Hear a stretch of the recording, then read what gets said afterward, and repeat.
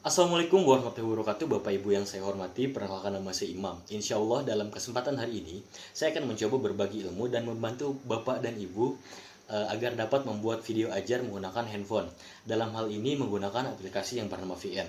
Aplikasi ini gratis didapatkan di Android maupun iPhone dan terbilang cukup mudah untuk digunakan dibanding aplikasi-aplikasi lain yang kemampuannya editor di handphone juga gitu. Video ini pun dibuat secara penuh menggunakan aplikasi VN. Dalam video ini, Bapak Ibu akan mendapatkan paparan materi mengenai manfaat mengajar menggunakan video, mengenal proses dalam pembuatan video, dan dalam materi pengenalan proses pembuatan video ini juga nanti akan dijelaskan secara praktis bagaimana cara penggunaan aplikasi VN ini. Dan yang terakhir mungkin adalah catatan-catatan atau tips yang perlu diperhatikan. Insya Allah mengenai proses pengajaran, Bapak dan Ibu lebih menguasai dibanding saya. Namun, saya mohon izin untuk kembali menyampaikan mengenai hal ini. Bahwa proses belajar adalah menyampaikan ilmu dari yang mengajar kepada yang diajar. Hal yang menjadi prioritas di sini adalah tersampaikannya ilmu. Jadi, menjadi PR sendiri bagi kita yang mengajar untuk tidak hanya bicara atau menyampaikan, tapi memastikan materi yang kita sampaikan ini mudah dicerna oleh yang belajar. Baik, kita masuk ke materi pertama mengenai manfaat. Seperti yang kita ketahui di masa pandemi ini, pengajaran jarak jauh dianjurkan untuk mengurangi risiko tersebarnya virus corona. Dan yang kedua mungkin manfaatnya ya, jika sedang di kelas, siswa-siswi mungkin kalau sedang belajar tuh kadang tidak fokus dalam beberapa detik atau beberapa menit. Jadi ketika tidak fokus itu ada momen-momen di mana apa yang dibicarakan oleh Bapak Ibu ini terlewat oleh siswa-siswi untuk ditangkap.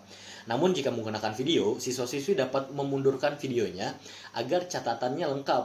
Ditambah, video akan tersimpan sehingga ketika ingin belajar ulang topik tertentu, Bapak dan Ibu tidak perlu untuk mengulanginya. Siswa-siswi tinggal memutar kembali video tersebut. Jika ada yang kurang jelas, baru akan ditanya kepada Bapak dan Ibu. Seperti video ini, jika Bapak dan Ibu suatu saat nanti lupa mengenai materi dan cara membuat video, tinggal putar kembali saja video ini di poin-poin yang Bapak dan Ibu lupa. Jika ada yang kurang jelas, tinggal sampaikan ke saya. Materi kedua, kita masuk ke materi yang mengenai proses pembuatan ya, cukup inti nih materinya. Agar sederhana, mari kita bagi proses pembuatan video ini menjadi 3 proses. Pertama adalah proses praproduksi, yaitu proses penyiapan materi. Yang kedua adalah proses produksi, yaitu proses pengambilan gambar. Dan yang ketiga adalah proses post-produksi, yaitu proses editing. Kita akan ke tahap pertama. Pada proses praproduksi, setidaknya ada 2 hal yang kita lakukan, yaitu menyiapkan presentasi yang nantinya akan dijadikan gambar, dan yang kedua, jika perlu, membuat naskah agar ketika pengambilan gambar tidak terbata-bata. Berikut akan saya sampaikan tutorial mengubah presentasi kita menjadi gambar. Mengapa harus dijadikan gambar? Kenapa? Karena nanti ketika diedit di aplikasi VN di handphone, kita bisa memasukkan gambar ke dalam videonya. Dan fitur memasukkan gambar ini akan kita gunakan untuk menampilkan presentasi seperti sekarang ini. Baik, kita coba dengan cara manual. Jadi ada 2 cara, manual dan dengan cara online. Kita cari cuma manual dulu. Jadi ini tidak membutuhkan internet. Jadi dari PowerPoint yang sudah siap, yang sudah Ibu Bapak siapkan, Bapak Ibu ke pojok kiri atas, lalu klik File. Jika laptop Bapak Ibu ini menggunakan Windows, maka pilih Save As atau simpan sebagai. Sedangkan jika menggunakan MacBook, maka klik Export. Silahkan beri nama dan tentukan akan disimpan di mana foto-foto presentasi ini. Di folder atau di laptop yang ada di folder-folder yang ada di laptop Bapak Ibu. Lalu pilih di bawah, cari JPG atau JPEG. JPG atau JPG ini merupakan format dari foto atau dari gambar.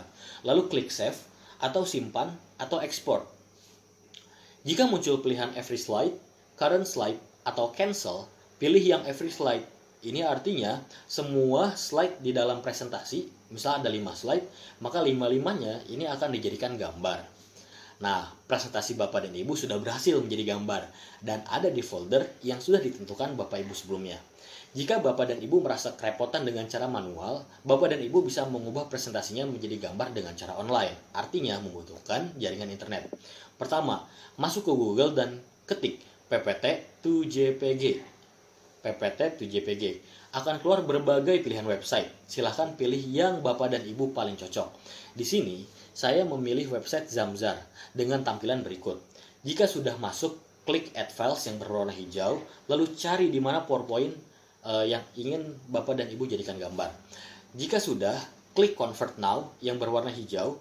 Di sini Bapak Ibu tinggal menunggu sampai 100%. Nanti jika sudah 100%, halaman akan berganti dan berubah menjadi gambar yang seperti di bawah.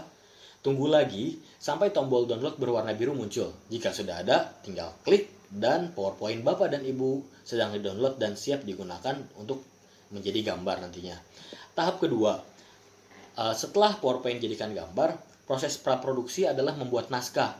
Hal ini diperlukan bagi beberapa orang yang akan lebih mudah juga sehingga ketika tag video nanti tidak terbata-bata bicaranya. Baik. Setelah tadi menjadikan PowerPoint sebagai gambar dan juga membuat naskah, Bapak dan Ibu sekarang bisa masuk ke tahap kedua, yaitu proses produksi atau perekaman video. Ini mudah lah ya, tinggal rekam menggunakan handphone. Tapi hal yang perlu diperhatikan adalah memposisikan kamera handphone dalam posisi landscape atau miring ke samping, seperti video ini. Lalu posisikan badan Bapak Ibu untuk menyisakan ruang di kanan atau di kiri presentasi. Seperti ini atau seperti ini. Nah, hal ini penting agar nanti ada ruang untuk menaruh presentasi kita. Nah, yang terakhir ketiga tapi cukup penting juga, yaitu cari cahaya yang terang agar Bapak dan Ibu dapat terlihat dengan jelas saat menyampaikan materi. Lalu jika sudah, Bapak dan Ibu siap merekam. Ya, jika proses rekaman selesai, kita masuk ke proses terakhir yaitu post produksi atau editing video. Namun pertama, saya akan menjelaskan apa sih aplikasi VN ini dan apa sih yang ada di dalamnya gitu. Dalam prosesnya nih, Bapak dan Ibu akan melihat layar berikut. Di bagian layar ada tiga. Kita akan melihat tiga bagian ya.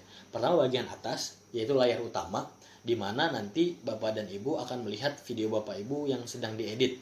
Jadi langsung bisa dilihat di sana. Yang kedua, yang tengah ini adalah bagian timeline. Ini penting ya, bagian timeline.